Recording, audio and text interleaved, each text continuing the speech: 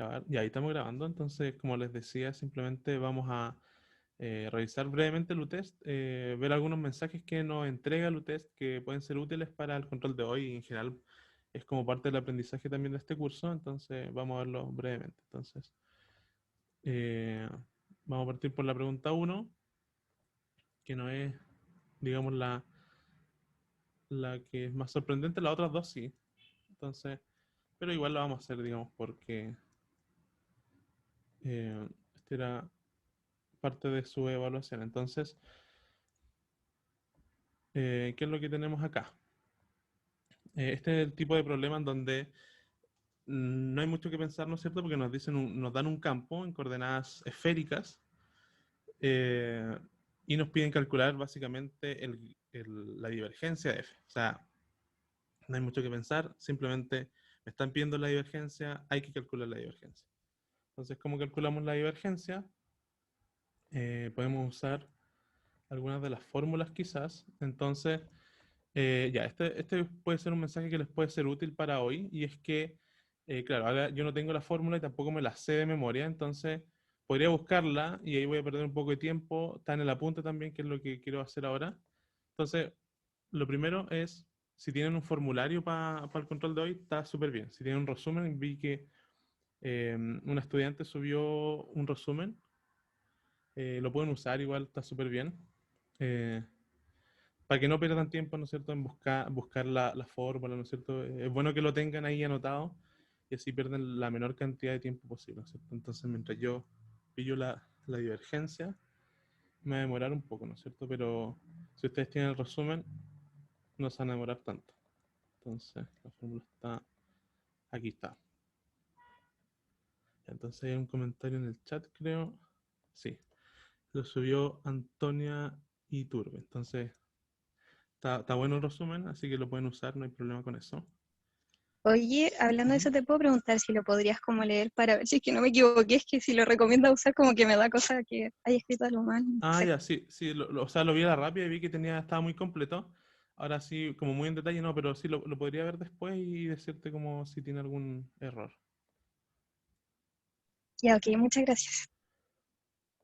Ya, entonces, claro, ahora perdí un poco de tiempo, ¿no es cierto? Porque busqué la fórmula, pero si ustedes la tienen ahí a mano, van a perder menos tiempo. Entonces, ¿cómo se hacía esto? Había que calcular, ¿no es cierto?, los factores de escala, que igual es bueno sabérselos. Si los tienen en el formulario está bien, ¿no es cierto? Entonces, vamos a utilizar coordenadas esféricas, o sea, r, teta, phi, y entonces los factores de escala HR es 1, h teta es r seno de phi, y h phi es r.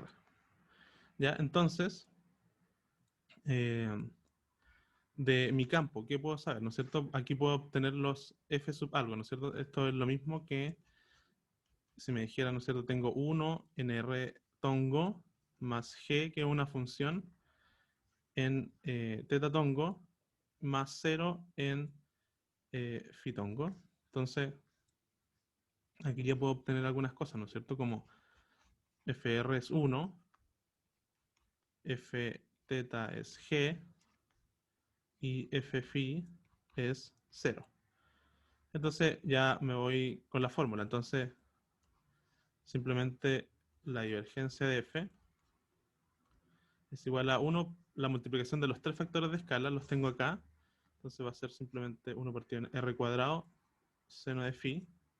Y aquí viene un paréntesis. Entonces, la primera coordenada uno siempre las ordena en este orden, ¿no es cierto? R, teta y phi. Entonces, la primera es dr. Y en el paréntesis, fíjense, tengo todos los factores de escala que no son u, en este caso que no son r, o sea, tengo los otros dos. Es decir, tengo que mirar los otros dos factores de escala y el fr. Entonces, el fr es 1 por la multiplicación de los otros dos factores de escala, que serían r cuadrado, seno de phi, más. Paso a la siguiente. Entonces, la siguiente, según este orden, va a ser teta. Entonces, de teta. Y adentro, de nuevo lo mismo, los dos factores de escalas que no son teta y f teta. Entonces, los dos factores de escala que no son teta son este y este. Por lo tanto, eso, la multiplicación me da R. Y el f teta está aquí, es G. Y ahora le voy a poner la dependencia, ¿no es cierto? Arriba me decían que G solamente depende de R. Por lo tanto, esto es G de R. ¿Ya? Y me queda la última nomás, que es de phi. Y me queda la multiplicación de escala de las cosas que no son phi. En este caso serían R y teta, ¿no es cierto? Entonces tengo que multiplicar estos dos. Me quedaría R seno... esperen, ¿esto está bien?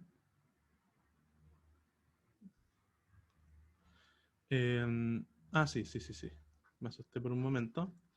Esto está súper bien. Entonces, seno de phi y f sub phi. Entonces, f sub phi es 0. Y eso es lo que mata, digamos, ese término. Entonces, lo primero que conviene es, ¿cierto?, ver las cosas que dan 0, ¿no es cierto? Esto da 0 porque estoy derivando 0, porque 0 por cualquier cosa da 0. Por lo tanto, se me da 0. Este de aquí también me da 0 porque estoy derivando con respecto a teta cosas que no dependen de teta, que dependen de r. A los ojos de teta, esto de aquí es constante. Por lo tanto, esto también es 0. Y me queda simplemente esto de acá.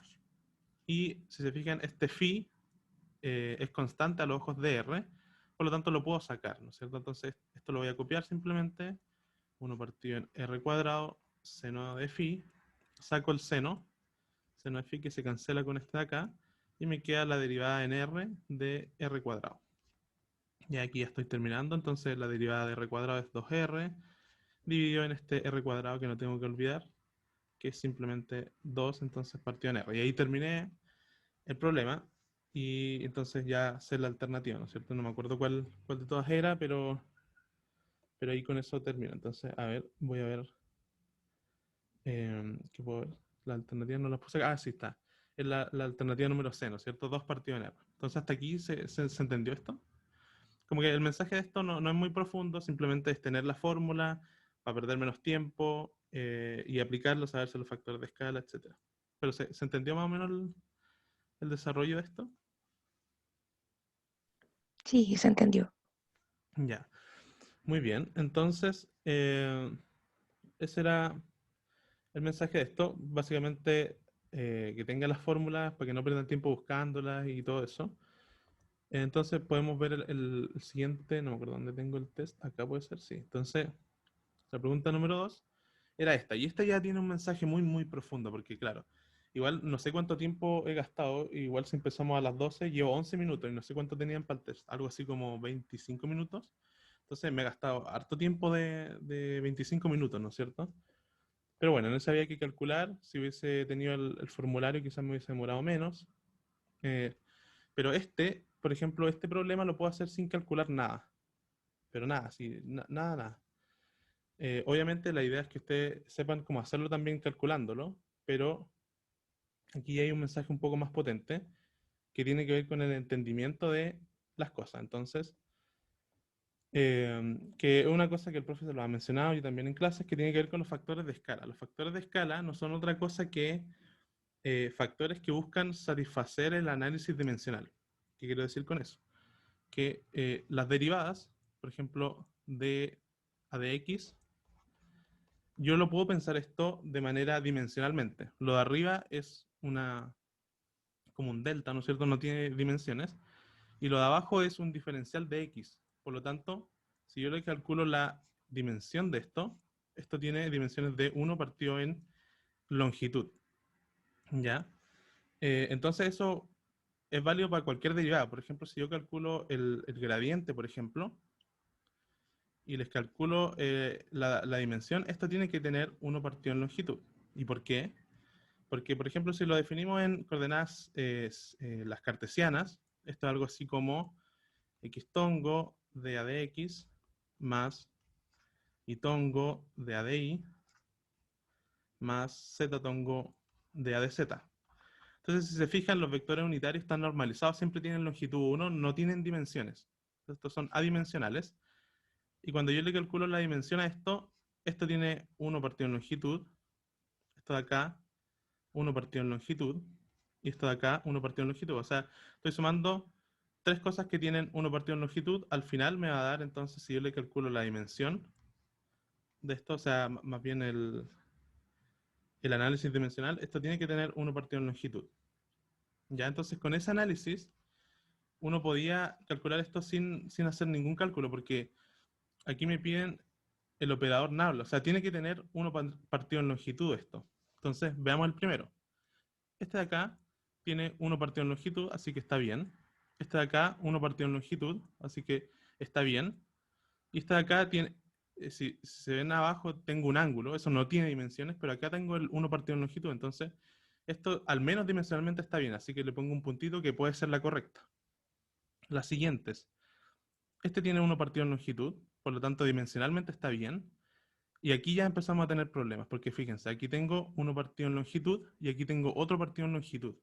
Entonces esto tiene 1 partido en longitud cuadrado, esto ya no puede ser, por lo tanto esta ya la descarto. Vamos a la siguiente. Entonces aquí hay problemas, porque fíjense, tengo una longitud acá y otra longitud aquí. Entonces esto tiene 1 partido en longitud cuadrado, por lo tanto no puede ser, la descarto. Aquí vamos bien hasta ahí, aquí también 1 partido en longitud, y esto ya no tiene 1 partido en longitud. Es 1 partido en un ángulo, una diferencia de ángulos. Por lo tanto, esto ya no tiene sentido. Y listo, con eso ya puedo saber que es la primera. Entonces, eso les sirve, por ejemplo, para comprobar ahora en su respuesta si les piden calcular un gradiente en unas coordenadas raras como estas y llegan a algo que no tiene unidades de 1 partido en longitud, probablemente esté malo. Entonces, esa era una forma de abordar este test y si se fijan, nos demoramos cuánto, como 2 minutos más o menos, con toda la explicación incluida. Entonces, ¿se entendió más o menos el mensaje de esto? Como lo de las dimensiones, ¿cómo podríamos calcular esto sin calcular nada en el fondo? Sí, se entendió. Ya, entonces ese es como un mensaje también para hoy, que es potente. Cuando puedan usar análisis dimensional, úsenlo porque de repente les va a ayudar a descartar algunas soluciones. Por ejemplo, es importante igual que ustedes en sus pruebas pongan, no sé, pues si una respuesta, ustedes se dieron cuenta que no tiene sentido dimensional, que lo pongan, que en el fondo eso como que demuestra que ustedes han ido aprendiendo algo, que reconocen que de repente se equivocan en algunos, puede que tengan un error de álgebra, ¿no es cierto? Un error de arrastre, entonces eso les va como a descontar menos puntos en el fondo. Igual depende de quién revise, pero en general pasa eso. Entonces, para que vayan como analizando su respuesta, yo creo que eso igual es importante. Entonces, eso era con la pregunta número 2. Ya alguien dice en el chat si podría repetir rápido la idea. Entonces, veámoslo aquí mismo. Claro, lo que yo decía es que el operador nabla es una derivada en el fondo. O sea, tiene unidades de 1 partido en longitud y hay algunas que no cumplen con eso. Entonces vamos a ver todas las que no cumplen. Por ejemplo, aquí, en esta de acá, tengo 2 veces una longitud dividiendo. El ρ que está dividiendo acá y el dρ que está dividiendo acá. Entonces, esta ya no puede ser. En la C, por ejemplo, tengo aquí 2 longitudes. Dx y ρ. Por lo tanto, ya no me sirve esa. Y en la tercera, en la última componente, en teta tongo, tengo 1 partido en delta ángulo. En un d ángulo. Por lo tanto, el ángulo no tiene unidades de longitud y aquí me falta un 1 partido en longitud, por lo tanto no puede ser tampoco. Y simplemente la A. Ya hay una pregunta que uno podía responder sin calcular nada. Y esta tiene otro mensaje que es importante que se aprenda en este curso, entonces igual lo voy a copiar, simplemente para llevarlo al otro lado. Entonces, eh, vamos a ver cómo podríamos haber abordado este. Entonces aquí igual este uno de los problemas que también uno lo podría haber hecho sin calcular nada, pero también tiene que tener como un entendimiento bien profundo de lo que estamos haciendo, que en general solamente se da con práctica más que nada.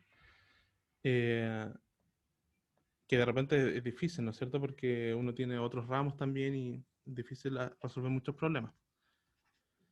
Pero entonces aquí, en el fondo, si se fijan, las alternativas son solamente vorticidad. Entonces básicamente me están preguntando cuál es la vorticidad correcta. Entonces tengo que calcular la vorticidad, que es esa, y arriba tengo una ecuación para la velocidad. Entonces de esta ecuación yo puedo despejar la velocidad, pasando estas constantes, multiplicando, dividiendo según corresponda. Entonces yo puedo saber que la velocidad va a ser algo así como K partido en mu. Si paso las cosas multiplicando y dividiendo para el otro lado, le puedo factorizar por un menos acá y aquí me va a quedar el gradiente de P más rho g z tongo. Ya, eso es lo que tengo. Y ahí omití como esta dependencia, ¿no es cierto? Que de repente me confunde. Para tener claridad de lo que estoy haciendo, así me queda una expresión más o menos sencilla. Y entonces ahora lo que yo puedo hacer, ¿no es cierto?, es aplicar los operadores que funcionan para esto, ¿no es cierto? Ustedes, me acuerdo, por supuesto que en el colegio uno ve ecuaciones algebraicas, ¿no es cierto? Por ejemplo, 2x más 1 igual y, por ejemplo, y a estas ecuaciones yo le puedo sumar 2, le puedo restar, lo puedo multiplicar por 2, lo puedo dividir por 2. Esas eran las operaciones que tienen las ecuaciones algebraicas. Cuando uno llega a la U, empieza a tener ecuaciones con funciones. Entonces, por ejemplo, g de x, ¿no es cierto? Y aquí yo puedo hacer más cosas que las anteriores, que también las puedo hacer, pero aquí también puedo derivar, ¿no es cierto? Puedo derivar con respecto a x, o también puedo integrar, ¿no es cierto? Son como operaciones que yo puedo hacer con ecuaciones de funciones. Y ahora en CA le agregamos complejidad porque ahora tengo funciones que pueden depender de i, ¿no es cierto? O por multiplicarlo por una función de z. Entonces ahora yo puedo, además de lo que hacía antes, calcular gradientes, ¿no es cierto? Rotores, si es que estos son vectores, etcétera, ¿no es cierto? Como que puedo hacer otras operaciones. Entonces la operación que yo voy a hacer acá es aplicar rotor a ambos lados.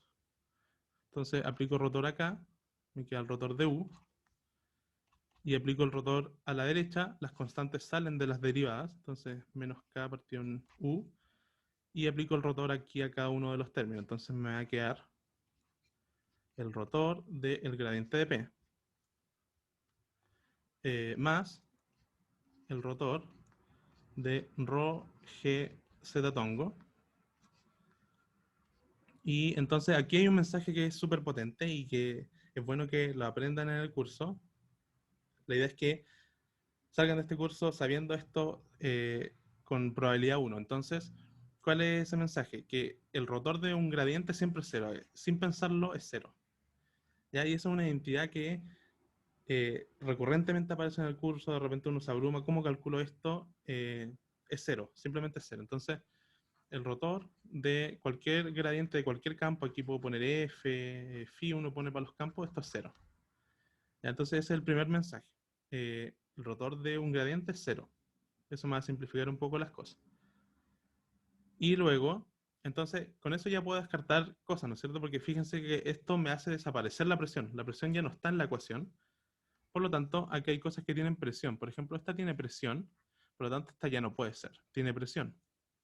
Esta tiene presión también, por lo tanto, ya no puede ser. Que me quedan dos nomás. Y aquí yo podría entonces calcular, ¿no es cierto?, el rotor de toda esta cosa, usando la formulita del determinante, la que ustedes más prefieran, pero también lo podría hacer sin calcular nada.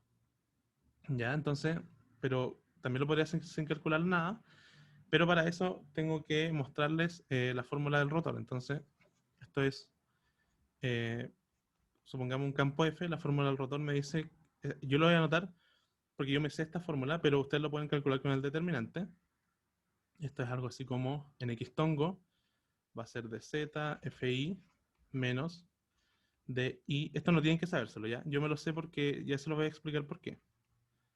Entonces, más I tongo equivale de Z Fx menos dx Fz más Z tongo equivale dx Fi menos di Fx. Ya, entonces, ¿cómo me sé esta fórmula? Independiente de cómo me la sé, ustedes la pueden calcular con su formulita del determinante, les va a dar lo mismo, pero lo que quiero que vean es como cosas que se van repitiendo en los rotores y en estas cosas de operadores diferenciales. Entonces, ¿qué es lo que pasa? Que lo separé como a propósito en cada línea, ¿no es cierto? Como el X tongo, el Y tongo y el Z tongo lo puse en cada línea, no como de casualidad, sino que fue intencionalmente. ¿Ya? Y fue intencionalmente porque quiero que vea, vamos a analizar línea por línea. Entonces, en la línea 1, cuando tengo el X tongo, todo lo que está dentro no tiene nada con X.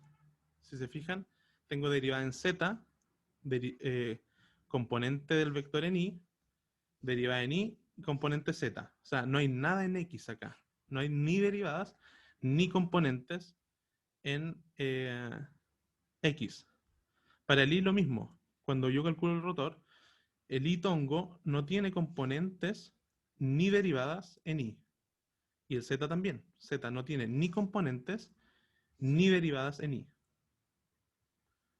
Entonces, ¿qué es lo que tengo acá? Tengo una componente en Z, ¿no es cierto? Esto podría ser como FZ en Z tongo. Y si se fijan, en la respuesta le aparece una derivada en X en Y tongo. Eso tiene sentido, ¿no es cierto? Pero esta, quiero que, no sé si se cacha que esta, por ejemplo, no tiene sentido porque tengo una derivada en X tongo. ¿Y aquí es lo que dijimos? Que en X tongo no hay ni derivadas en X, ni componentes en X. Entonces, eso es una forma también de ver, por ejemplo, descartar esta respuesta. Uno inmediatamente decía, derivada en X, componente en X, no puede ser, por lo tanto, está acá. ¿Sí? ¿Se cachó eso?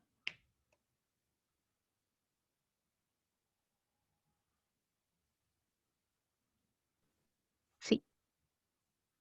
Ya. Entonces, ese es como otro mensaje que, claro, uno se da cuenta de esto cuando va haciendo muchos problemas. eh, Y es con prácticas. No se puede como alcanzar de otra manera. Ahora yo se lo estoy contando, pero ustedes se van a ir convenciendo a medida que vayan resolviendo problemas. Entonces eso es como el mensaje de esto. Y creo que son justo las 12:25, que es como el horario que tenían para resolver el test. Incluso con la explicación y todo. Pero eso. O sea, yo entiendo que estas cosas de repente no se interiorizan al principio porque, como les decía, de repente es difícil tener tiempo para dedicarle tanto a un curso. Entonces entendible. Pero de aquí para adelante ya lo saben, entonces lo pueden aplicar en donde tengan que aplicarlo. Entonces, no sé si queda alguna duda con esto y ya terminamos el test, podemos pasar a Eh, los problemas siguientes. Disculpa, sí, Ujú. yo quedé con una duda. Me perdí en la parte de la derecha del rotor. De por qué al final te terminó dando f de z en z tongo. Ah, no, simplemente esto es como para reconocer como la estructura de esto, porque fíjate que aquí yo tengo un campo vectorial, ¿no es cierto? Porque el rotor aplica sobre campos vectoriales. Entonces, si te fijáis, aquí está aplicado sobre un campo vectorial y aquí está aplicado sobre un campo vectorial, que es el gradiente de P. Y aquí también. Entonces, este campo vectorial no es un campo cualquiera, sino que es un campo que solamente tiene componente en FZ. O sea, lo que yo quería decir acá era que, por ejemplo, si esto lo llamamos F, entonces Fx, por ejemplo, vale 0, porque no hay componente en X tongo. Fi vale 0 también. Y Fz vale rho g. ¿Ya? Entonces, por ejemplo, si uno quisiera calcular el rotor de esto, podría hacerlo con la fórmula del determinante, ¿no es cierto? Decir que aquí tengo X tongo, Y tongo, Z tongo, tengo la derivada en X, derivada en Y, derivada en Z, y aquí reemplazo mi campo, ¿no es cierto? Tengo 0, 0 y rho por G. ¿Ya? Y ahí me va a dar la misma respuesta que marqué, ¿no es cierto? Pero como el mensaje de esto, más que por el camino tradicional, era como ver alternativas de repente que uno tiene para calcular cosas. O sea, como deducir una respuesta sin calcular nada. Entonces, ese era como el mensaje. Aquí uno puede cachar que eh, el único componente que vive es el de X tongo, ¿no es cierto? Era así, ¿o no? Creo que sí. O el de Y tongo. El de Y tongo. Sí, bueno, uno de esos. Entonces, claro, el de Y tongo, porque esto de acá no depende de Y, entonces se muere la derivada en Y, etc. Pero claro, esa es la forma de, de verlo. No sé si se cachó más o menos la idea. Como que no quiero calcular el rotor porque ese era como el otro método que también es válido, pero que de repente me va a llevar por un camino más largo en este caso. Sí, ahora sí te caché. Gracias. Ya, súper. Entonces, ya, ahí estamos con el test. Eh, entonces, Y ahora podríamos pasar a resolver, yo creo, el problema de la última auxiliar que quedó pendiente, que creo que lo vieron en clase igual, pero es bueno de repente darle dos perspectivas para ver que esto igual de repente se puede resolver por otros caminos. Entonces, vamos a ir al auxiliar, entonces era el auxiliar 5, creo que fue la última que hicimos, era esta de acá. Entonces, vamos a descargarlo, creo que ya la tenía descargado. Ya, entonces, aquí hicimos P1, P2 y P3, nos faltó la P4. Entonces vamos a tener un campo vectorial de ese estilo, que tiene solamente componentes en X y en Y. Y nos piden, por ejemplo, ya, esto es otra cosa que les puede servir para el control de hoy, es que, eh, por supuesto, el control va a tener más de una pregunta. En general son tres, yo creo que va a tener tres. Y entonces uno no puede resolver todo desde una, pero yo les recomiendo fuertemente como leer todo el control antes de empezar. Entonces ahí uno puede ir como viendo cosas inmediatamente que uno dice, ya, aquí tengo que hacer esto y no hay otra forma de hacerlo. Por ejemplo, en la P4A, si esto fuera una pregunta de control, me dice encuentra el dominio de F y calcule el rotor de F. Me piden explícitamente calcular el rotor de F, no tengo escapatoria, no hay mucho que pensar, tengo que hacerlo. Entonces, ahí, calcular el rotor de F. Puede que, y pasa, ¿no es cierto?, que en el control les pongan mucho texto en alguna pregunta y uno se marea con mucho texto. Entonces, yo les recomiendo que la lean, puede que no entiendan qué les piden, pero igual, mientras calculan el rotor de F, que saben ustedes que tienen que hacerlo, como que igual van a quedarse como pensando sobre la otra pregunta que no entendieron, y probablemente cuando la relean ya va a ir quedando más claro. Entonces, eso, como que lean el problema, o sea, el control completo, vayan cachando qué cosas tienen que hacer sin escapatoria. Por ejemplo, calculo el rotor de F, tengo que hacerlo, no hay escapatoria. Y mientras tanto me quedo pensando como en segundo plano las otras. ¿Ya? Entonces, en este caso vamos a calcular el rotor de F. Entonces vamos a ir acá y vamos a anotar F de otra manera. Entonces, F es simplemente, se lo anota así como con paréntesis, era menos I, partido en X cuadrado más Y cuadrado. Aquí tengo X cuadrado más Y cuadrado, y 0. Ya, entonces de esa manera vamos a calcular el rotor usando la formulita que ustedes saben del determinante. Entonces, voy a poner aquí X tongo, Y tongo, y Z tongo. Aquí no hay escapatoria, tengo que calcular el rotor, no me queda otra. Entonces, de Y, de Z, y aquí va las componentes, ¿no es cierto? En este caso va a ser menos I partido en X cuadrado más Y cuadrado. Aquí voy a tener X partido en X cuadrado más Y cuadrado, y aquí tengo 0. Entonces, a calcularlo. Entonces, voy a escribir en X tongo, y tengo que calcular el determinante de esta matriz más chica, ¿no es cierto? Pero ese primer componente me va a dar 0 porque estoy derivando 0, y me va a quedar menos la derivada en z de esta cosa que no depende de z.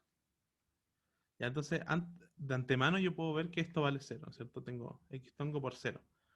Lo voy a repetir una vez. Entonces, ¿por qué 0? Porque cuando calculo la componente de X tongo, tengo que calcular el determinante de esta matriz chiquitita, y esta componente vale 0 porque estoy derivando con respecto a Y una constante que es 0, y esta otra componente también vale 0 porque estoy derivando con respecto a Z algo que no depende de Z.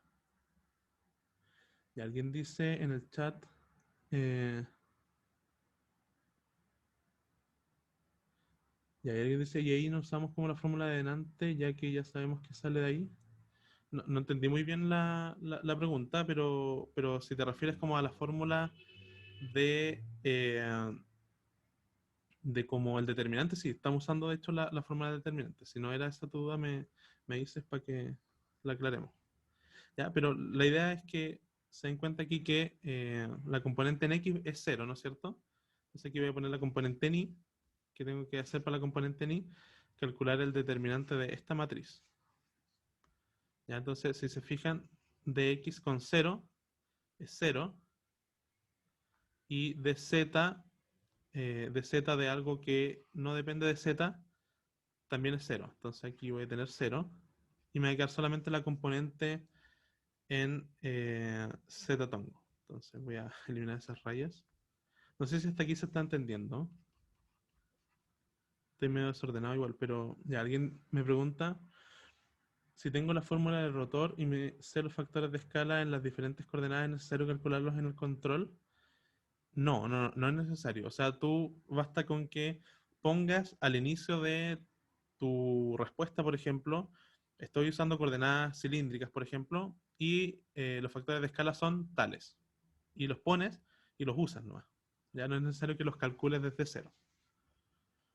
Ya, entonces ahora vamos con la componente en z y tenemos que calcular el determinante de esta matriz chiquitita y esa va a dar distinta de cero. Entonces tenemos que derivar con respecto a x, eso, lo voy a anotar simplemente. Lo vamos a hacer luego. Entonces x cuadrado más y cuadrado menos esta de acá. Entonces menos di y aquí me queda menos i partido en x cuadrado más y cuadrado. ¿Ya? ¿Hasta aquí se va entendiendo? Me dicen si tienen alguna duda. Entonces, vamos a derivar esto, pero lo vamos a expresar como un producto. Entonces, de x por x cuadrado más y cuadrado a la menos 1. Y aquí este menos puede salir, ¿no es cierto? Entonces me va a quedar más de i. Y aquí igual lo voy a anotar como un producto. Entonces, i por x cuadrado más y cuadrado a la menos 1. Y tengo dos derivadas que hacer. Ya lo estamos haciendo en cartesiana. Ustedes vieron con el profe en clases que esto uno lo podía hacer mucho más simple si lo pasaba a polares, pero esta es otra alternativa. Que igual les va a dar el resultado correcto, pero es más largo. Pero de repente uno no ve, por ejemplo, que aquí está escondido el vector teta tongo, entonces, claro, de repente me ahorro tiempo haciéndolo nomás y en vez de estar pensando tanto, también puede ser una alternativa. Ya entonces aquí derivada del primero es 1, el segundo sin derivar, cuadrado, si se fijan, el latero igual, pero se puede hacer. Entonces no, aquí el segundo el segundo sin derivar, más el primero sin derivar por la derivada del segundo. Entonces aquí menos 1, x cuadrado más y cuadrado a la menos 2. Y ahora tengo que hacer esta derivada acá. Entonces, de nuevo, derivada del primero es 1, más, entonces, 1 por el segundo sin derivar. X cuadrado más y cuadrado a la menos 1. Y ahora el inverso, ¿no es cierto? El primero sin derivar, o sea, y lo dejo tal cual, y pongo la derivada del segundo, que va a ser menos 1. Y aquí creo que no va a entrar esto, pero lo puedo correr. Entonces lo voy a correr. Y entonces, menos 1, estoy haciendo la derivada del segundo. Aquí me va a quedar x cuadrado más y cuadrado a la menos 2. Y con eso terminamos. Ya no sé si... Ujú. ¿No le falta un 2x a la primera derivada a la derivada del segundo del primer término? Toda la razón, tenés toda la razón. Aquí se me olvidó hacer regla la cadena, ¿no es cierto? Porque estoy derivando el paréntesis y tengo que ponerle aquí un 2x, ¿no es cierto? Que es derivar lo de adentro del paréntesis. Y aquí también. En esta de acá, regla la cadena, estoy derivando con respecto a y, por lo tanto, x es constante a los ojos de y y me va a quedar por 2i. Sí, muchas gracias. Entonces me va a quedar z tongo. Y ahora lo puedo expresar esto de una manera, no sé si mejor, pero entonces aquí me va a quedar, el primer término es 1 partido en x cuadrado más y cuadrado. El segundo me va a quedar menos, ¿no es cierto? 2x cuadrado partido en x cuadrado más y cuadrado, todo eso al cuadrado. El tercero me va a quedar más 1 partido en x cuadrado más y cuadrado. Y el tercero me va a quedar menos 2 y cuadrado partido en x cuadrado más y cuadrado al cuadrado. ¿Si hasta aquí me van siguiendo o no? ¿Se va cachando lo que estoy haciendo? Sí, Se cacha. claro, sí. Ya, entonces, hay términos comunes, ¿no es cierto? Por ejemplo, aquí tengo este término es igual a este, entonces me va a quedar dos veces x cuadrado más y cuadrado, y estos términos tienen denominador común, entonces, y tienen un menos ambos, entonces lo factorizo por el menos y por el denominador que va a ser x cuadrado más y cuadrado, y arriba me va a quedar 2x cuadrado más 2y cuadrado, ¿ya? Entonces ya estoy casi terminando con esto, entonces me están, y aquí me falta esto va al cuadrado. Entonces puedo hacer mínimo como un múltiplo, ¿no es cierto? Que es este de acá, el de mayor exponente, entonces esto me va a quedar aquí simplemente x cuadrado más y cuadrado al cuadrado. Y entonces al primero tengo que multiplicarlo por uno de estos términos, ¿no es cierto? Entonces me va a quedar 2x cuadrado más y cuadrado. Y este de aquí no le hago nada porque ya tiene el mismo denominador, entonces me va a quedar menos 2x cuadrado, paréntesis, más 2y cuadrado. Y si se fijan, estos dos términos son iguales, o sea, estos términos son iguales, por lo tanto se van a cancelar. Tengo ese 2x cuadrado se muere con este menos 2x cuadrado, y este 2y cuadrado se muere con este 2y cuadrado, por lo tanto esto me da 0. ¿Sí? ¿Hasta ahí se cacha? Sí. Ya, pues entonces, esto me da 0 en z tongo, o simplemente uno le pone 0 o 0 así como vector, pero da 0 en el fondo. Entonces, calculamos el rotor y me da 0, pero ahora tengo que ver lo que me decían antes, ¿no es cierto? Calcule el dominio de f. Aquí lo puse mal, ¿no es cierto? Porque lo puse de R3 a R3, sino que era desde un subconjunto de R3 a R3. ¿Ya? Entonces, y tenemos que calcular el dominio. Entonces, el dominio es súper simple, es ver los puntos donde esto como que explota, y explota cuando esto se hace 0.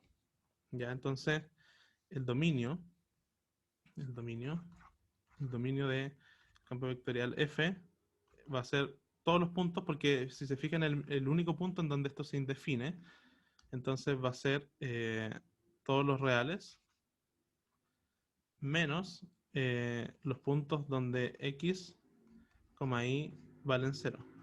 Ya, esta es una forma de anotarlo.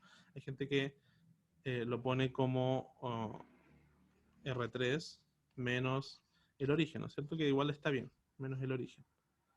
En este caso sería, ya, esto es medio truculento, pero yo creo que está bien. Sí, ¿hasta acá se entiende esto? Tengo que sacar el Sí, sí. origen. Tengo que sacar el origen para que esto no explote. Entonces, y si se fijan, la derivada también tiene aquí un denominador del mismo tipo, por lo tanto también va a estar definida solamente 0 cuando esto de aquí es distinto de 0, porque si tengo que x vale 0 e y vale 0, esto como que diverge, entonces no puedo decir que vale 0. En ese caso está indefinido. Entonces, el dominio de f es R3 menos el origen, y el dominio, esto no me lo piden, pero lo voy a calcular igual, el dominio del rotor de f también es R3 menos el origen, menos el 0,0. Eh, menos el 0,0, ahí está. Entonces con eso te haría como la parte A, ¿no es cierto? Y después me piden que calcule el trabajo que realiza el campo F sobre una circunferencia unitaria centrada en el origen. Entonces, claro, aquí esto sería como una pregunta que tiene como, no hay mucho texto, pero igual es como medio confuso, como que calcule el campo F sobre una circunferencia unitaria. ¿Qué quiere decir unitaria? Centrada en el origen. Es como, tengo que pasar esto a un lenguaje que pueda entender. Entonces, ¿qué quiere decir circunferencia unitaria? Eso es como para confundirnos. Circunferencia unitaria es que tiene radio 1, simplemente. Centrada en el origen es que el origen de la circunferencia del centro está en el 0, 0. Entonces, ese es como otro tip hoy día, que vayan desglosando estos textos que son de repente medio pomposos, así complicados. Siempre como que uno puede traducir las cosas a un lenguaje matemático. Entonces, circunferencia unitaria, radio 1, centrada en el origen, que el centro es el 0, 0. Entonces, con esa información yo puedo hacer mi parametrización, ¿no es cierto? Porque circunferencia unitaria centrada en el origen, puedo parametrizar esa circunferencia. Y puedo decir que X entonces va a ser coseno de teta y va a ser seno de teta, y que teta va a ir entre 0 y 2pi. Ya ahí traspasé toda esa información que es circunferencia unitaria centrada en el origen, la transformé en x igual coseno de teta y igual seno de teta con teta entre 0 y 2pi. ¿Sí? ¿Se entendió eso? Sí, sí se entiende. Ya, súper. Entonces, bueno, si tienen Esto, alguna duda esto, me dicen. Ujú, dale. esto igual es parecido a algo que vimos en clase, ¿o no? Sí, es muy parecido a lo que era en clases, solo que en clases la diferencia es Es- que el profe se dio cuenta de un truco que simplifica todo, ¿no es cierto? Y es que aquí en el numerador de todo el campo yo puedo reconocer un vector unitario, que es el teta tongo. Entonces esto el profe lo pasó a coordenadas eh, como polares, ¿no es cierto? Y vio que el f lo podía escribir como el teta tongo partido en el r cuadrado, o en rho cuadrado, no sé, creo que el profe usa r, entonces r cuadrado. Eso de ahí. Y arriba tenía un r también, entonces le quedaba así. Teta tongo partido en r. Ya entonces lo trabajó desde las coordenadas polares. Claro, darse cuenta de eso de repente no es tan evidente si uno no tiene como la suficiente práctica. Y esto es como el mismo problema, pero visto desde las coordenadas cartesianas. Ustedes se pueden dar cuenta si fueron a clases que estos pasos son más largos, ¿no es cierto? Uno se demora más, pero también voy a llegar al mismo resultado. Lo que les quiero decir en el fondo es que, claro, de repente hay problemas que tienen muchos caminos distintos. Siempre hay un camino que es más conveniente que otro, pero hay problemas como este, en donde dos caminos distintos, la diferencia que tienen en tiempo no es brutalmente grande. ¿Ya? En el último auxiliar vimos un problema del P3, por ejemplo, en donde dos caminos distintos eran horas y horas de diferencia, ¿no es cierto? En este caso no es tan así. Son dos problemas que se pueden resolver, digamos, en un tiempo razonable con los dos caminos. Ese es como en el fondo lo que les quiero decir. ¿Ya? Entonces, esta es una forma muy, muy rápida, pero si no se dan cuenta, lo trabajan en cartesianas nomás hasta el final y van a ver que igual aquí se van a simplificar cosas. Entonces, por ejemplo, nos dicen calcula el trabajo que realiza el campo F sobre una circunferencia unitaria. Entonces, lo primero que yo puedo ver, nosotros ya vimos qué significa circunferencia unitaria centrada en el origen. Esa era la curva. Y nos piden calcule el trabajo que realiza el campo F. El trabajo que realiza el campo F. ¿Qué es el trabajo que realiza el campo F? Entonces, ¿qué es lo que me están pidiendo en el fondo? El trabajo que realiza el campo F. Es decir, una integral de línea. ¿Sobre qué curva está de acá? ¿Ya? Entonces, eso es como traducimos el problema en general. Entonces, me están pidiendo la integral de trabajo sobre una curva tal que esa curva está parametrizada por esas formulitas de ahí. Y ahí tengo el problema traducido. O sea, esto en el fondo, la traducción de ese texto. Entonces, ahora ya puedo empezar a trabajar, ¿no es cierto? Entonces, ¿qué puedo hacer? Ahora tengo que reemplazar mi parametrización en el campo. Entonces, hagamos eso. Entonces, si se fijan, vamos a copiar el campo que teníamos antes. Aquí. Entonces, lo copiamos. Alguien pregunta en el chat, cuando no me dicen un camino en particular, entonces asumo que es de manera antihoraria esa circunferencia. Sí, en general la convención es que cuando no te dicen el sentido explícitamente, uno asume sentido antihorario. Sí, buena pregunta esa. Esa es para la pregunta del chat. Entonces, este es nuestro campo. Tenemos la parametrización, entonces uno dice que f, esto es una anotación nomás, si quieren no la usan, pero uno dice que f en la curva es cuando yo reemplazo mis coordenadas. Entonces, ¿qué me va a quedar? Tengo que reemplazar y por mi parametrización. Entonces, va a ser menos seno de teta partido en x cuadrado más y cuadrado, es decir, coseno cuadrado de teta más seno cuadrado de teta. Y aquí lo mismo, entonces me va a quedar X es coseno de teta. Y aquí me va a quedar entonces coseno cuadrado de teta más seno cuadrado de teta. Y aquí me va a quedar un 0.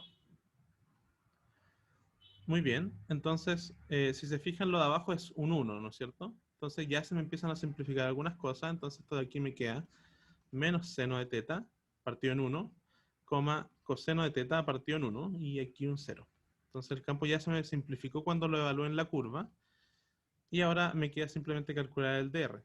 ¿Ya? Entonces el dr es simplemente en cartesiana dx, dy, dz. Entonces, si se fijan arriba, me están pidiendo el producto punto entre esas dos cosas. Y antes de eso, yo puedo reemplazar aquí mi parametrización, ¿no es cierto? Porque el dx yo lo puedo calcular a partir de acá. Entonces, esto lo voy a hacer aquí como nota al margen. Entonces, quizás en otro color. Entonces, el dx va a ser d coseno de teta. Entonces, me va a quedar menos seno de teta. El di va a ser de seno de teta, que entonces coseno de teta de teta. Y el de z, no hay z, ¿no es cierto? Z igual a 0 si quieren, entonces esto es 0 simplemente. Muy bien, entonces si tienen alguna duda me van diciendo. Estoy haciéndolo medio rápido para que alcancemos a hacer uno más, nomás yo creo. Y aquí tengo que hacer el producto punto, ¿no es cierto? Esto es f, evaluado en la curva. Y aquí tengo el dr. Entonces el producto punto es simplemente multiplicar punto a punto. Y entonces me va a quedar menos... primero voy a reemplazar acá, yo creo, esto de aquí, esta información. Entonces voy a escribir el dr de nuevo. Lo voy a escribir como lo escribí acá. Entonces me va a quedar menos seno de teta, coma coseno de teta, coma 0. Y ahora sí voy a hacer punto a punto el campo con el dr. ¿Ya?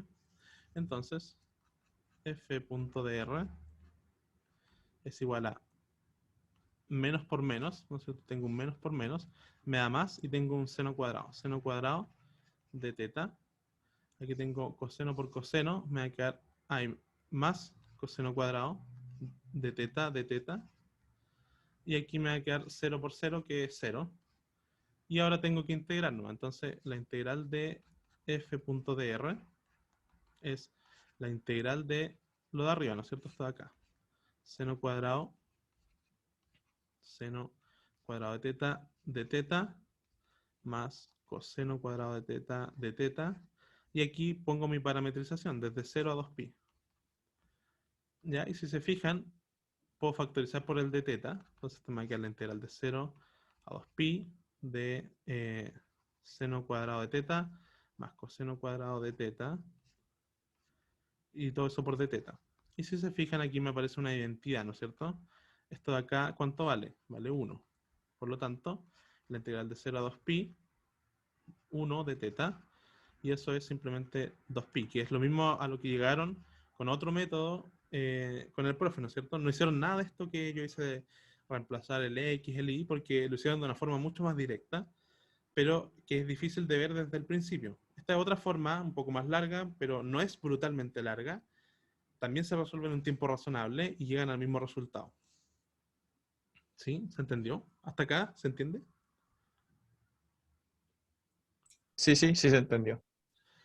Ya, entonces eso es como lo otro, que igual es como esto en medio al tanteo, ¿no es cierto? Porque hay problemas en donde uno tiene dos caminos y uno es brutalmente largo, pero hay problemas como este en donde hay dos caminos y uno es más largo, este es más largo, pero también se resuelve en un tiempo razonable. ¿Ya? Entonces eso hasta ahora. ¿Ya? ¿Qué más? Entonces, lo que nos dice esto es, nos pregunta, ¿contradice este resultado algún teorema del curso? Entonces, no sé si alguien sabe la respuesta de esto. Porque nos da que el rotor es 0 en general.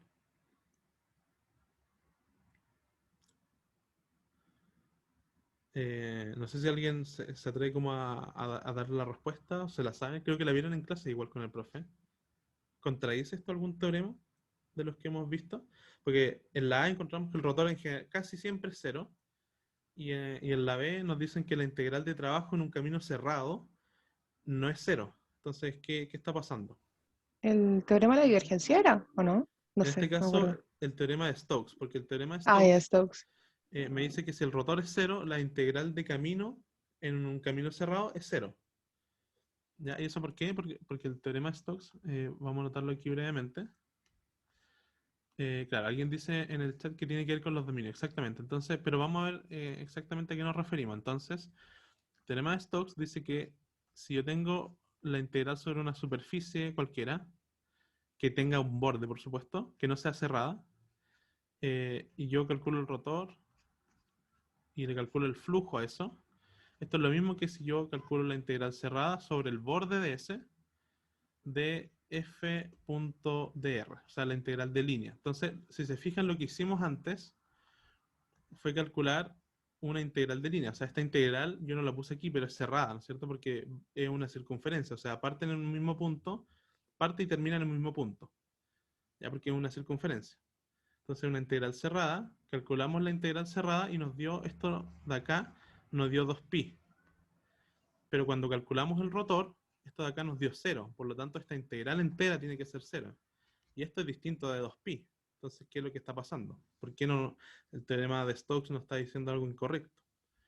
Y no es cierto, no es cierto, sino que lo que pasa es que el dominio, este dominio de acá, no tiene que contener ningún punto singular. Es decir, nosotros vimos que el dominio de f era algo así como R3 menos el origen, ¿no es cierto? 0,0.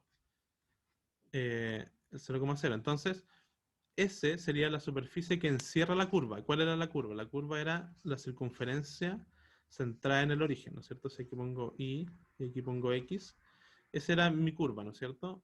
¿Qué sería S? Entonces, S sería toda esta superficie de acá, ¿no es cierto? Eso sería S. Esto de acá es S. Entonces, si se fijan, S tiene contenido al punto problemático, ¿no es cierto? Porque tiene contenido a este punto origen. Por lo tanto, como tengo contenido el punto problemático, el teorema de Stokes ya no es válido.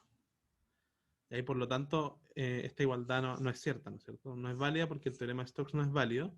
Y ahí solo me queda entonces calcular, si yo quiero calcular la integral de camino en una curva cerrada, no puedo usar el teorema de Stokes.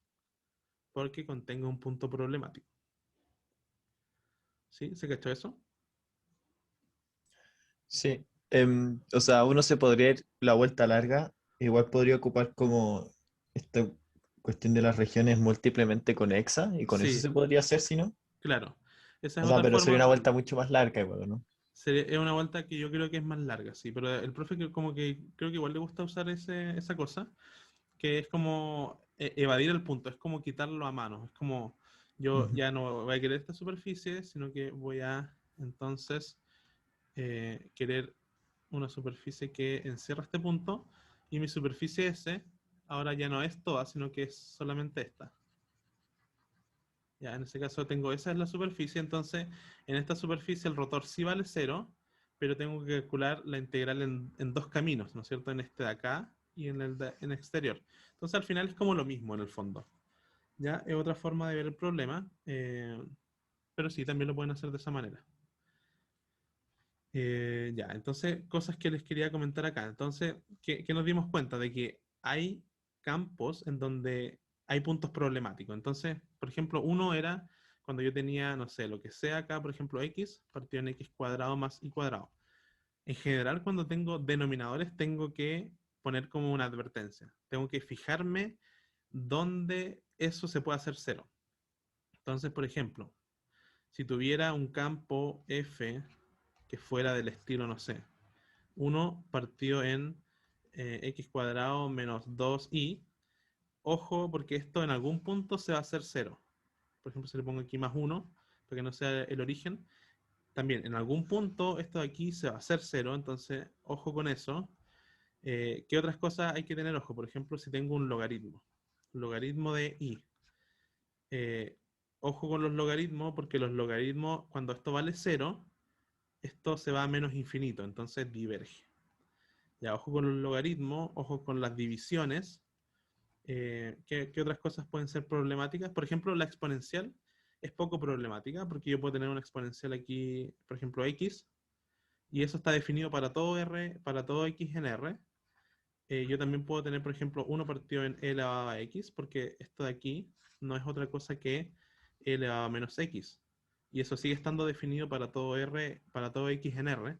Entonces la exponencial en general como que no me preocupo mucho porque eh, son funciones que están definidas en todo r.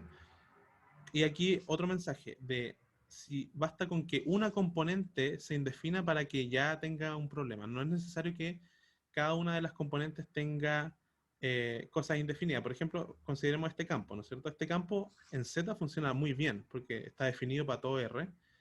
Aquí ya tengo problemas, ¿no es cierto? Porque o sea, el logaritmo se indefine cuando I vale 0.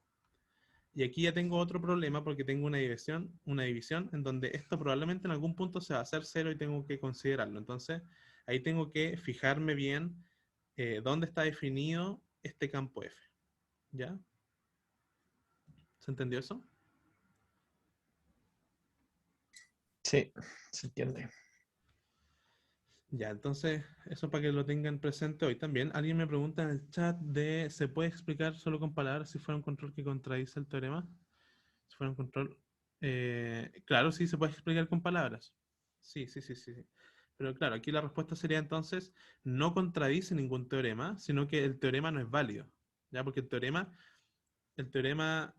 completo es sí, y aquí hay todo un bla bla bla, entonces esto es válido. ¿Qué es lo que pasa aquí? Que este sí no es cierto. Por lo tanto, esto no se cumple. Y entonces no es que se contradiga el teorema, sino que no se cumplen las hipótesis para que el teorema sea válido. ¿Ya? En general los teoremas no se contradicen, porque por algo son teoremas, tienen una demostración que como que los respalda para que se cumplan siempre que se cumplan las hipótesis. Entonces esas preguntas igual son medias como tricky, ¿no es cierto? Porque contradice algún teorema del curso, nunca nada puede contradecir un teorema, porque los teoremas tienen demostración. ¿Ya? Entonces, los teoremas no se contradicen. Claro, uno podría, por ejemplo, en esta pregunta responder de antemano, no. Puede que a priori no sé por qué, no, pero definitivamente no. Los teoremas no se contradicen porque son teoremas. Entonces, claro, yo puedo responder esto es no, pero no sé por qué, y después, claro, la pienso un rato y llego a la conclusión. Entonces, no lo contradice porque las hipótesis del teorema no se cumplen. ¿Sí? ¿Se cachó eso? Sí. Ya, súper. Entonces, Una cosa, ahí podemos concluir entonces que F no es conservativo, ¿cierto? En todo R3 sin el 0. claro, exactamente. Exactamente. Ya, gracias. Ya, entonces, si se entendió esto, vamos bien. Yo creo que vamos a resolver uno más, como el último del auxiliar 4. No sé si tienen alguna duda hasta ahora. ¿Cómo vamos? Entonces vamos a ver el auxiliar 4. No, estamos acá. Yo tengo una duda, pero ¿Mm? muy puntual. Sí, ¿Que dale. sea conservativo, qué implicaba que sea conservativo? Ah, ya, eso es buena pregunta. Que sea conservativo, lo vamos a escribir acá brevemente igual. Entonces, conservativo implica varias cosas. Entonces, igual es bueno tenerlo claro. Uy, no sé qué está pasando. Y ahora sí, entonces, que sea conservativo, ya que F sea conservativo, es conservativo. Son dos cosas muy esenciales. ¿Ya? Entonces, la primera es que F se puede escribir como el gradiente de un potencial. O sea, uno dice que existe un potencial tal que F es el gradiente de un potencial. Eso es lo primero. Entonces, que esto igual es medio potente porque me dice que una función escalar contiene toda la información de un vector, ¿no es cierto? Porque un vector tiene tres componentes, ¿no es cierto? Tiene componente No. fx, fi y fz. ¿Ya? Entonces, hay tres componentes, o sea, esto tiene mucha información, pero lo que me dice esta implicancia es que si f es conservativo, entonces toda la información de estos tres componentes está contenida en un único campo escalar, que igual es más o menos potente. ¿Sí? ¿Eso se entiende? Sí, sí, sí, entiendo.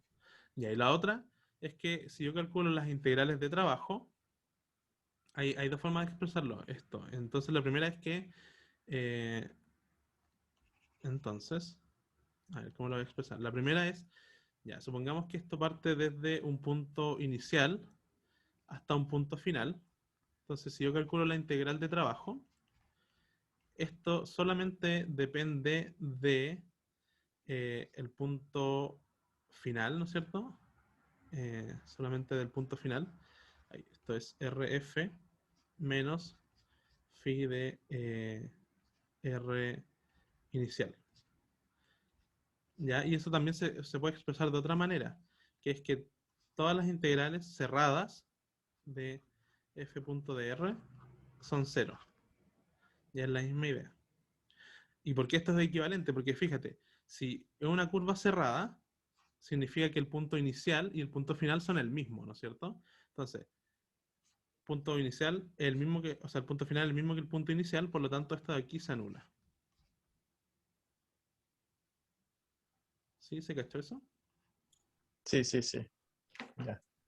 Sí, esa era la parte que se me había olvidado, que Claro, esto por igual eso pregunté. es importante. Entonces, estas dos formas son equivalentes. Y se usa en mecánica, esto uno lo usaba.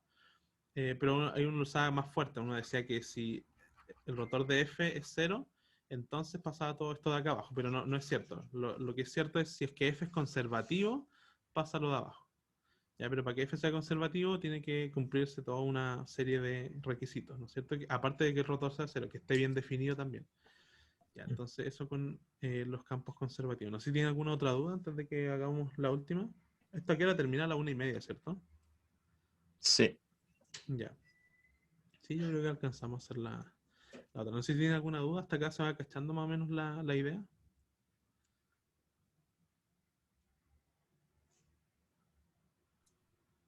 Sí, se va cachando todo según yo. Ya, ya, súper. Igual si van teniendo dudas, me dicen nomás. Ya, la otra que quería hacer es una que no alcanzamos a hacer, que es de ley de Gauss, básicamente. O sea, ¿cómo se llama esto? Teorema de la divergencia, que a una gente le llama ley de Gauss o teorema de Gauss, también se conoce en la literatura. Son nombres alternativos. Creo que el profe le llama teorema de la divergencia, entonces lo vamos a llamar así.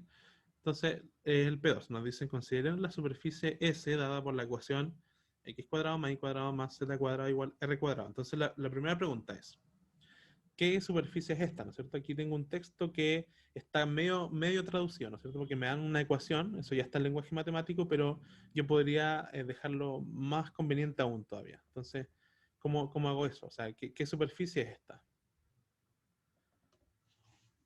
Esa superficie Una es esfera. la superficie de una esfera, ¿no es cierto? Sí, es exactamente la superficie de una esfera. Entonces después nos dicen un campo vectorial que va de R3 a R3, se puede expresar en coordenadas cartesianas como eso de ahí, ¿no es cierto? Tiene solamente componente en Z, cuya componente también solamente depende de Z. Entonces Z a la 3 partido en Z gorro.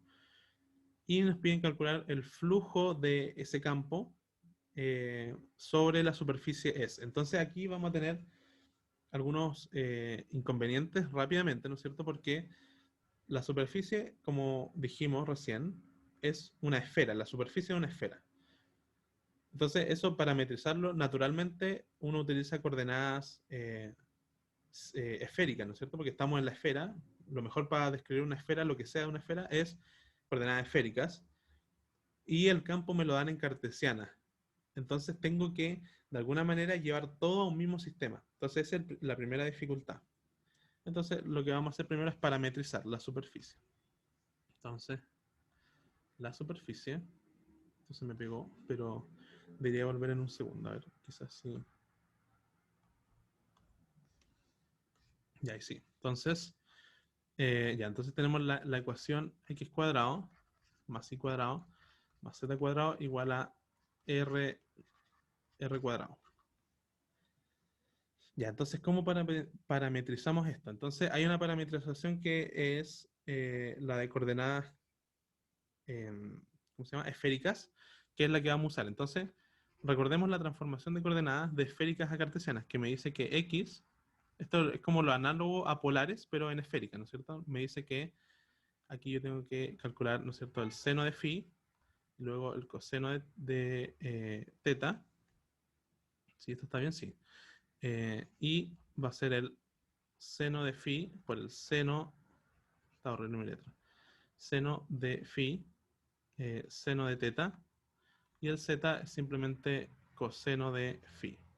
Ya, esto es lo que me dan las coordenadas, ¿cómo se llaman? Coordenadas esféricas. Entonces, aquí me faltó multiplicar por algo, ¿no es cierto? Que es el r. Entonces, r, r y r. Ya, entonces, estas son genéricamente cómo uno expresa las coordenadas polares en términos de las coordenadas cartesianas, o viceversa, ¿no es cierto? Porque aquí yo tengo coordenadas cartesianas en función de las coordenadas esféricas. Entonces, esto me sirve porque yo quiero describir una superficie que tiene radio constante en coordenadas esféricas, ¿no es cierto? Porque voy a hacer el dibujo, quizás para que se entienda bien. Entonces, esto es como... esto me sirve para describir cualquier punto del espacio, ¿no es cierto? Es una transformación muy general.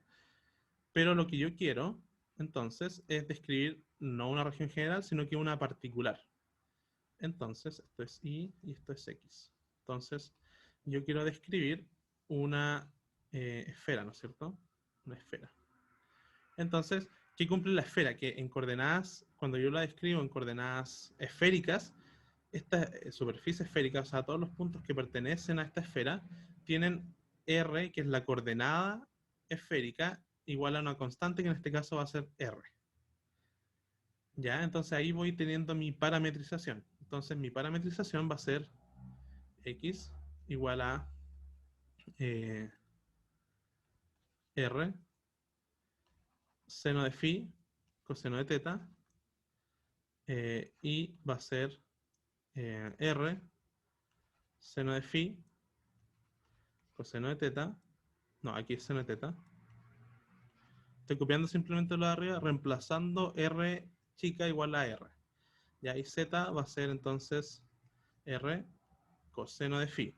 Y aquí, como esto es una parametrización, tengo que definir los ángulos, ¿no es cierto? Entonces el ángulo de acá, ese es el phi, que uno lo define como desde 0 hasta pi. Y el teta va a ir desde 0 a 2pi. 0 a 2pi. Ahí sí. Ya, entonces ahí tengo parametrizada mi superficie. Entonces, con eso, yo puedo de alguna manera reemplazar, ¿qué es lo que quiero? El z, ¿no es cierto? Del campo. Porque ahora, fíjense que yo, el campo que tenía antes, que era tan cartesianas, lo puedo expresar en términos de coordenadas esféricas, ¿no es cierto? Entonces voy a reemplazar ese z a la 3 por lo que corresponde en coordenadas esféricas. Entonces el f va a ser z a la 3, que va a ser r a la 3, coseno a la 3 de phi en z tongo, ¿ya? Y ojo aquí, porque fíjense lo que está pasando. Yo, el campo escalar, que es lo que acompaña al vector, lo expresé en coordenadas esféricas, pero aquí sigo teniendo un vector cartesiano. Esto yo lo puedo trabajar así, no tiene ambigüedad, y de hecho me va a servir para trabajarlo, pero hay que ser consistente con lo que estoy haciendo. O sea, tengo esto en coordenadas esféricas, pero esto lo tengo en coordenadas cartesianas todavía. O sea, solo transformé el campo escalar. Ya, eso es como lo primero. Entonces, después, ¿qué otra cosa tengo que hacer? Porque acuérdense, lo que me piden es que me están pidiendo. Entonces, la integral de flujo. La integral de flujo es f.ds. Entonces ya tengo f, está en coordenadas o sea, en vectores cartesianos, pero está más o menos así, ya me sirve. Y tengo que calcular el diferencial de superficie. Entonces, vamos con el diferencial de superficie. Entonces, el diferencial de superficie tiene una orientación, ¿no es cierto? El normal y el diferencial de superficie de S. Entonces, el vector normal, como es una superficie esférica, va a ser R tongo, ya el vector R tongo. Y el diferencial de superficie tiene que ver, acuérdense, con mis parámetros, ¿no es cierto? Con mis parámetros que eran... entonces aquí voy a tener, sin duda alguna, un d phi y un d teta, sí o sí. Pero aquí tengo que multiplicarlos por los factores de escala para que esto me dé dimensionalmente bien, ¿no es cierto? Entonces aquí tengo que poner d phi, o sea, h sub phi y h sub teta. Entonces, esto de aquí me va a dar r tongo, y aquí me va a dar entonces r cuadrado, seno de phi. Ya, hasta aquí, ¿cómo vamos hasta acá? ¿Se cacha? Más o menos la idea.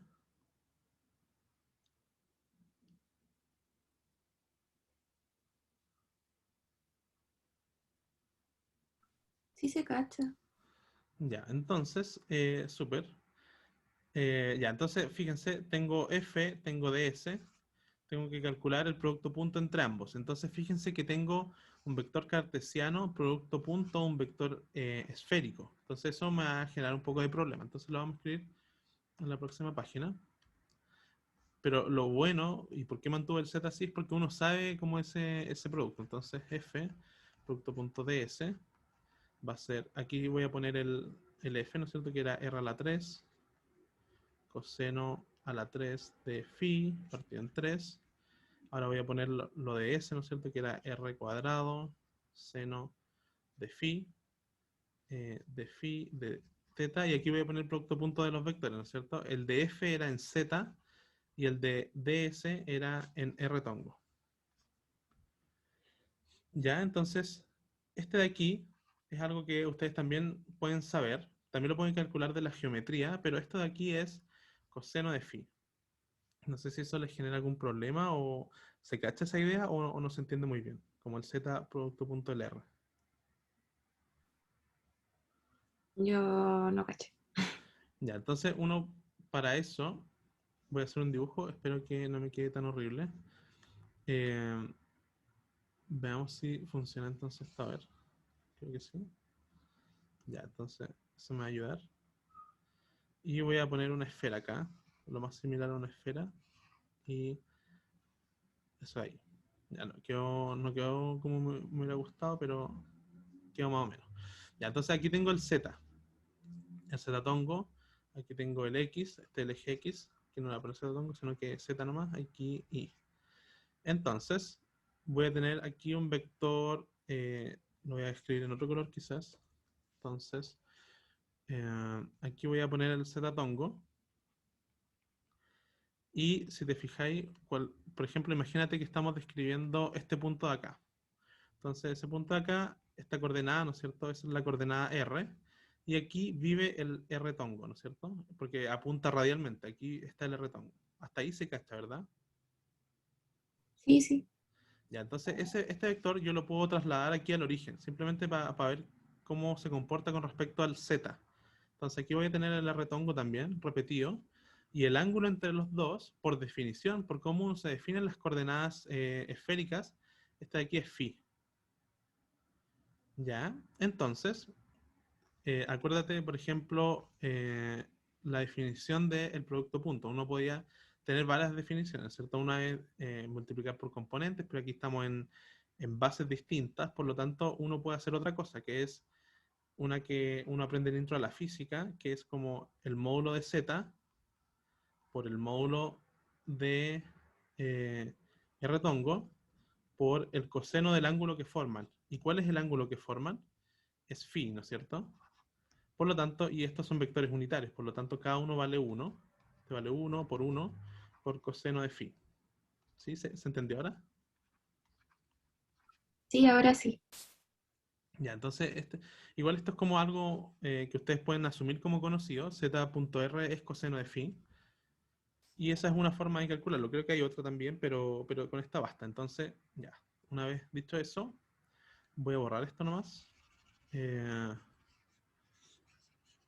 para seguir con nuestro cálculo. Entonces, vamos a regrupar lo que nos queda, ¿no es cierto? Entonces, tengo un coseno acá, tengo 3 cosenos aquí, y los voy a juntar simplemente. Entonces, y los R también los voy a juntar. Entonces, me va a quedar R a la 5 partido en 3, coseno a la cuarta de phi por seno de phi.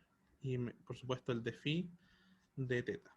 Y ahora tengo que integrar simplemente. Entonces integro. Las constantes las voy a sacar, ¿no es cierto? Todo lo que no dependa ni de phi ni de teta lo saco. Entonces aquí voy a poner mi R a la 5 partido en 3. Y voy a poner aquí coseno a la cuarta de phi y de... me queda un seno, ¿no es cierto? Me falta el seno. Seno de phi y de teta. Ya, entonces, ¿cómo pongo los límites de integración? Si ustedes se acuerdan, eso lo da la parametrización, es decir, esto de acá. Entonces, si se fijan, phi va de 0 a pi y teta va de 0 a 2pi.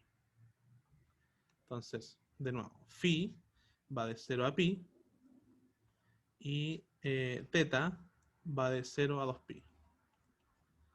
Ya, entonces fíjense que aquí nada depende adentro de teta, por lo tanto esa integral la puedo separar por teorema de Fubini, creo que se llama, sí, Fubini CBB.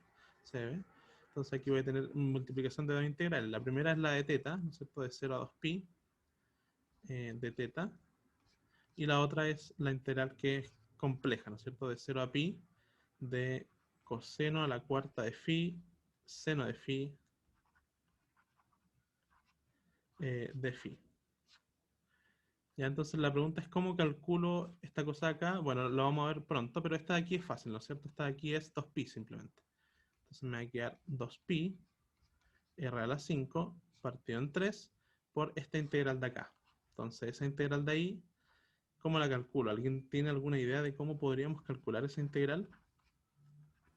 Un cambio de variable. Cambio de variable. ¿Y cuál sería el cambio de variable?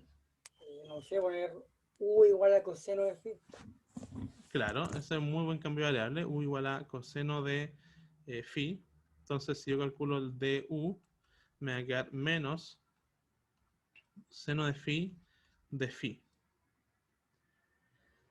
Ya, entonces voy a reemplazar simplemente. Entonces, las constantes las copio. 2pi r a la 5 partido en 3.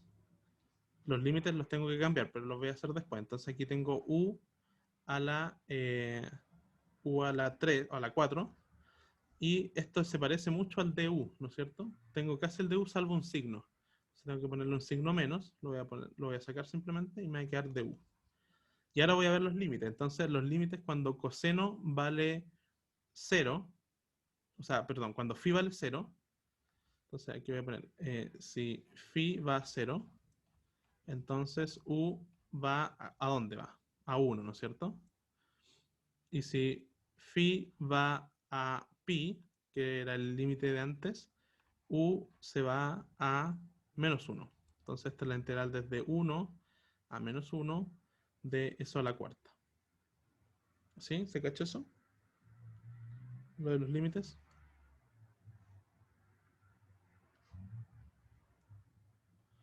Ya, Sí, sí, súper sí. claro. Ujú. Sí, se cacha. Ya, entonces menos 2 pi r a la 5 partido en 3. Y aquí tengo que poner u a la 5, ¿no es cierto? Partido en 5.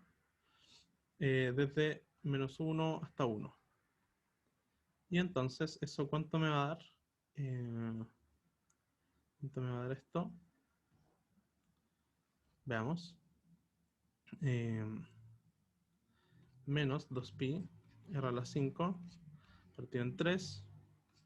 Y aquí me queda entonces un quinto menos menos, porque esto es impar. Por lo tanto me va a quedar menos 1 a la 5 partido en 5. Y puedo sacar el 5, ¿no es cierto? Y esto me va a quedar entonces... espérense. Y aquí cometí un error, pero tiene que ver con los límites de integración, porque el primero es el de arriba. Entonces esto va desde menos 1 a la 5 hasta 1 a la 5. Ya, sorry por eso. Ya, entonces, menos 2. Aquí estoy copiando las constantes nomás. Esto era la 5. Partido en 3. Y ahora sí, como el exponente es impar, el signo se mantiene. Entonces me va a quedar menos 1 partido en 5 menos 1 partido en 5. Entonces 1 partido en 5. Y esto finalmente me va a quedar entonces, aquí me queda, esto de acá es menos 2 partido en 5, que se va a cancelar con ese menos. Entonces me va a quedar 4 pi r a la 5 partido en 15.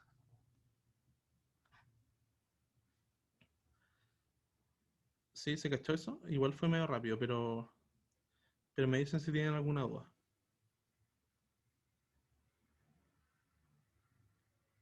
¿Sí se entiende hasta No, ahí? sí, se cachó. Sí, buena.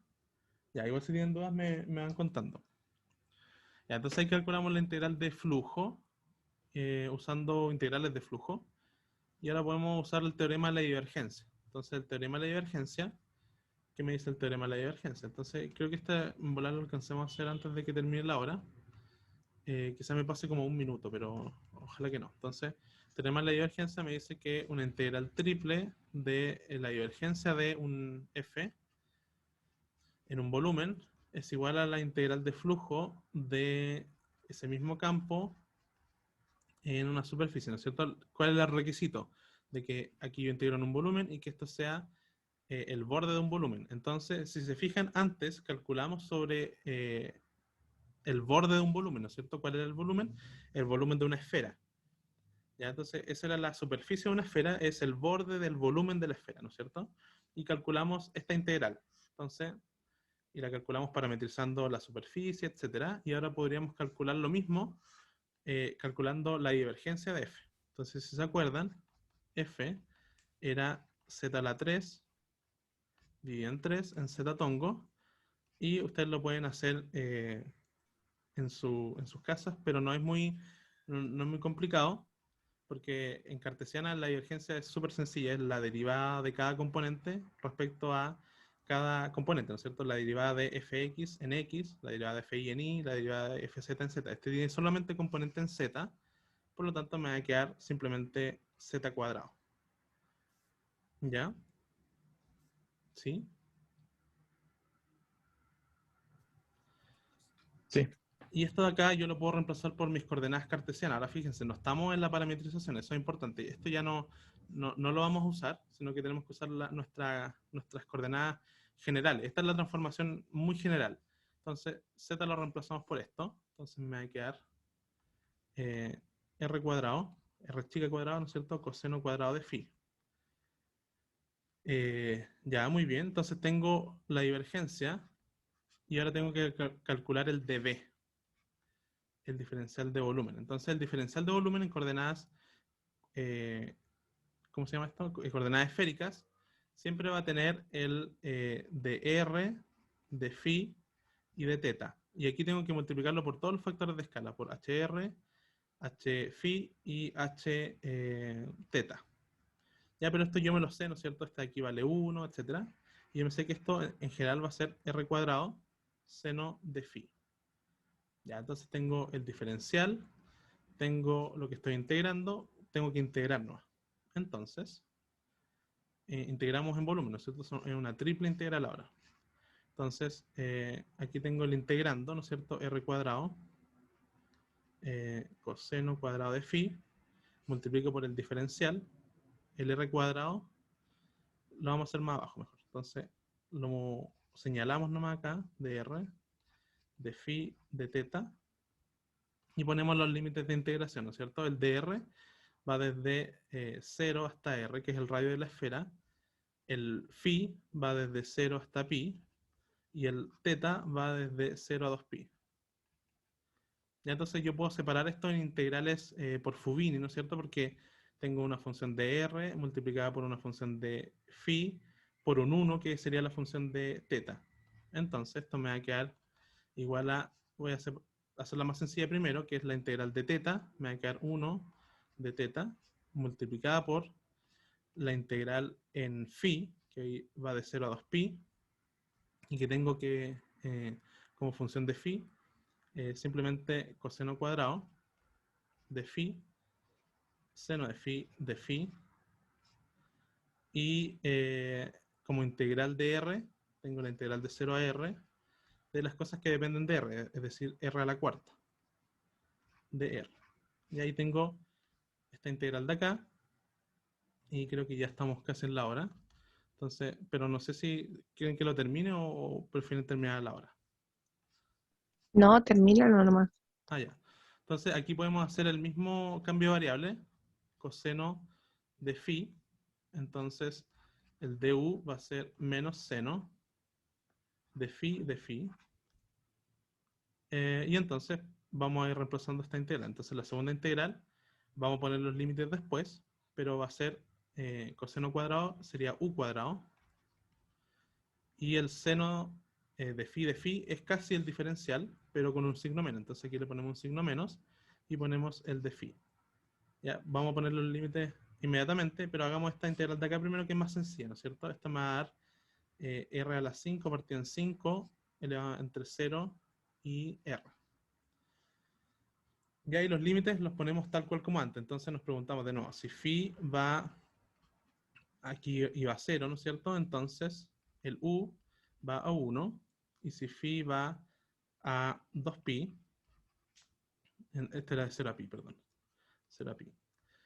Si este va a pi, entonces el u va a menos 1. Entonces esto va de 1 a menos 1. Y tenemos ya casi nuestra integral. Entonces el primero lo voy a copiar nomás, 2pi. Voy a pasar este primero, que sería r a la 5 partido en 5. Y esta de acá sería la integral de menos u a la 3 partido en 3. Elevado, o sea, evaluada en 1 y menos 1. Ya, entonces, tenemos una multiplicación. Entonces, ¿qué vamos a tener al final? Este con este, por ejemplo, nos van a dar 15 abajo. Aquí tenemos un 2pi, r a la 5. Y esto de acá arriba, lo voy a hacer rápidamente, pero nos da un 2, porque nos va a dar menos, entonces menos 1 a la 3, menos 1. Entonces, si se fijan, esto es menos 1 a la 3 menos 1, menos 1, esto me da menos 2. Entonces, esto de aquí me suelta un 2, por lo tanto lo puedo multiplicar acá y me da 4pi r cuadrado r a la 5 partido en 15, que era lo mismo de antes. Ya, fue esto demasiado maratónico, muy rápido, pero no sé si se cachó, si tienen dudas. Nos estamos pasando por un minuto, pero vemos que nos da el mismo resultado. O sea, el teorema de Gauss es válido aquí porque la función era un polinomio nomás, no se indefinía en ningún lado, entonces podríamos usar el teorema de Gauss siempre, en este caso. ¿Sí? ¿Se entendió? Sí, se entiende. Ya, igual si O sea, tienen al dudas, final, se- al se- final lo que hizo esto es sacó lo que teníamos como constante antes lo tiró dentro de una integral nomás. claro, sí, exactamente. Mm. Así que eso, si tienen dudas, yo me puedo quedar unos 5 minutos, 10 minutos. Igual voy a parar la grabación ahora para que esto no quede infinito. Y desearles mucha suerte para el control de más tarde.